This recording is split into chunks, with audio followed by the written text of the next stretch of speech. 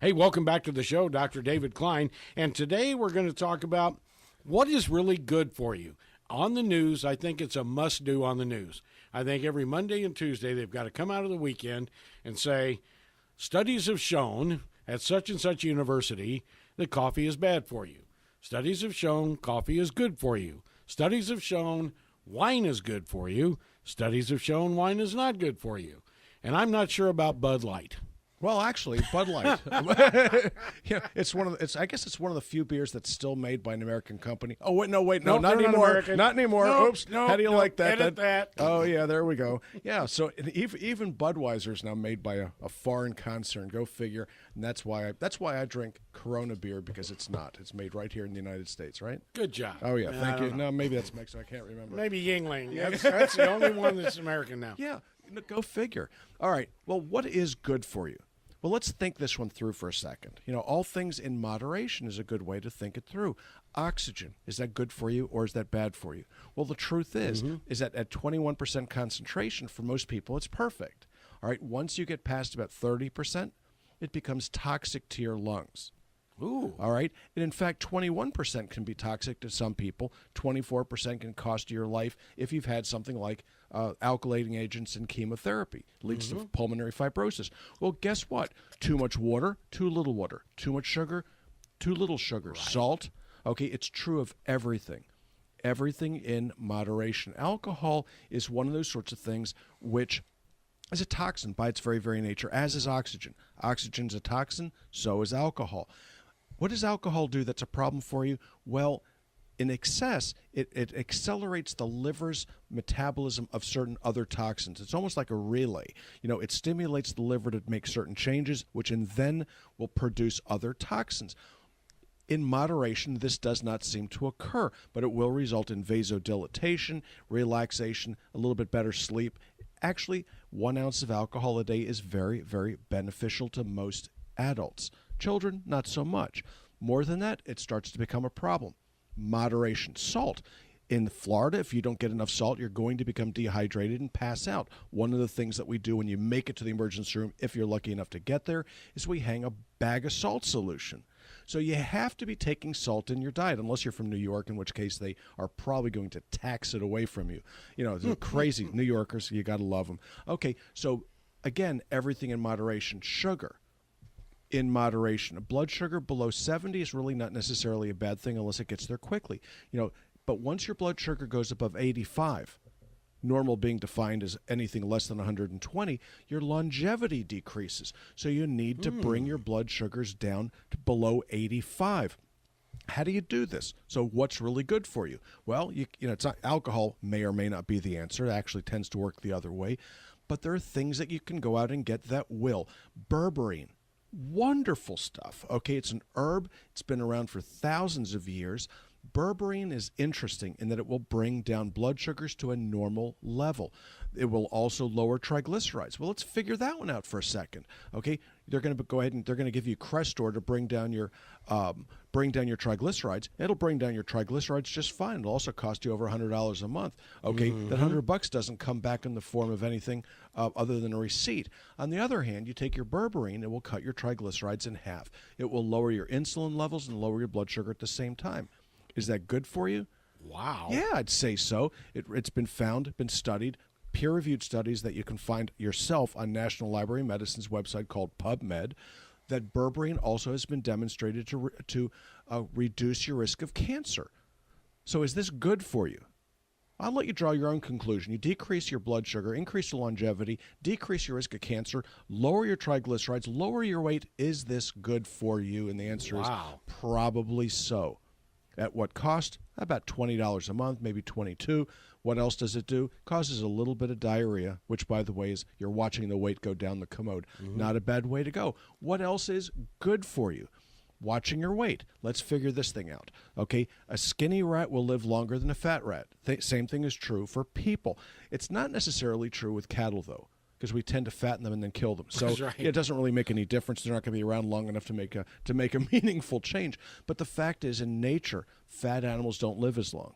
Okay, their bones wear out, their joints wear out, their hearts wear out, and away they go. So you have to maintain a proper weight. So how do you do that? Again, it gets back to insulin. Folks will focus on calories. Yeah, you can eat too many calories and get heavy, but if you do things that increase your insulin levels, you will get fat regardless of what your caloric intake might be. How do you do that? There's something out there called fructose, corn syrup. Oh, joy and rapture. Okay, we can fatten you with soy, we can fatten you with fructose. These are two wonderful products that are still made in the United States. We produce more soy than any other country in the world, and the same thing is true with corn. You can't buy corn to eat in Europe, though. You know that? You know why? Because it's beneath human consumption. This is one of the places where the Europeans truly are smarter than we are. You give it to cattle to fatten them. You don't give them to your kids because you really don't want them fat. What do we do here? We drink sodas. High fructose corn syrup. Yes. It is some nasty, nasty stuff. It leads to obesity, which then leads to diabetes. I was taught that it worked the other way around, that the obesity is actually what caused the diabetes. Not so. It's actually insulin that causes the obesity, which in turn, things go sour, and then they make the diagnosis of diabetes. So what is really good for you? Well, the only thing I can think of that's never really good for you is smoking tobacco. Chewing tobacco may be close behind. Well, other than that, there are very, very few things that are not both beneficial as well as detrimental to you. Coffee is a great example. I remember when coffee was, the stuff was poison. It caused ulcer disease. It caused this. It caused that. Until we found that it was a bacterium that actually caused the ulcer. Then coffee was okay for you. So let's see, back in the 15th century, you could be excommunicated by the Catholic Church for drinking coffee because the Turks invented it. Okay, that was a problem, so it's political. Then it became a beneficial substance. Then medicine decided that it wasn't any good for you. Now what do we do with it? We drink it with flip abandon, and guess what? This stuff is wonderful. Coffee has a number of different antioxidants that are very, very good for you. But again, everything in moderation. 2 or 3 cups a day, probably not going to be a big deal. If you drink coffee like I do, I can guarantee you it will give you the jitters. So 2 to 3 cups works for you. Tea is very much the same way. But what's in tea that's good for you? Something called ECGC. Okay, ECGC is a marvelous antioxidant that you really can't get in sufficient quantities anyplace else. I prefer to use green tea extract because, one, it doesn't have the caloric load attached to it, so if you have to sweeten it or so on and so forth, but it doesn't have any caffeine either. But what else is in green tea or green tea extract? L-theanine. L-theanine cleans your liver out. It settles you down.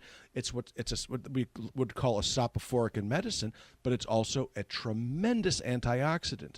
So you can go out there and suck down glasses of Kai tea until the cows come home. It will not hurt you unless you're using sugar or these non-sugar sweeteners. But the capsules are cheaper and better for you. Well, what else do you really, really want to do? Avoid soy. If you're going to take protein in your diet, it should be pea protein, pumpkin protein, or whey protein. Whey protein is probably the best choice of the bunch, but you really also need to go out there and substantially jack up your oil intake. If you do that, you're going to live a whole lot longer. So pretty much it's a matter of listen to your mom. Go to bed early, sleep through the night, listen to me, put away the cell phone, turn off the nightlight and the television set, and get a good 8 hours rest because you know something? That's worth everything. Your health is worth everything, and a good night's rest leads to good health. Real quick question.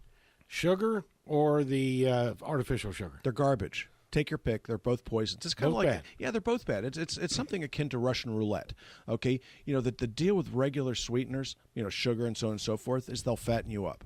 Leads to insulin release. The problem with the non-dairy is that they do very much the same thing. Your brain will stimulate the production of insulin just the same as if it were sugar, but it does something else that's even worse. They tend to poison the GI microflora. So when you take these non-dairy creamers or non-sugar sweeteners, okay, you will poison the flora in your gut. You have to suck down more probiotics to counterbalance it. It doesn't work well. So typically I tell people not to put any sweeteners in their beverages. All right, Robin, it's your turn. Well, we'd love for you to contact us. Our phone number is 407-679-3337, and you can find us on the web at stagesoflife.net.